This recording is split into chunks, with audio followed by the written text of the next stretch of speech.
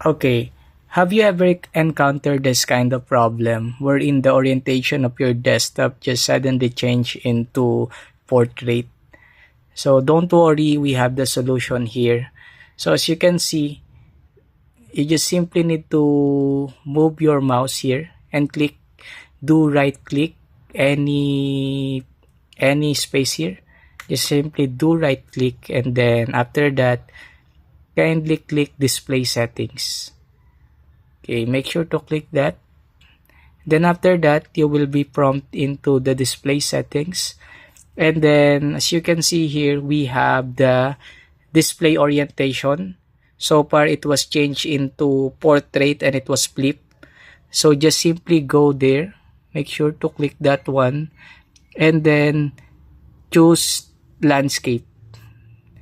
After that, it's okay already. Keep changes. And then here we go. We already have our desktop back to landscape. So that's it for our solution for today.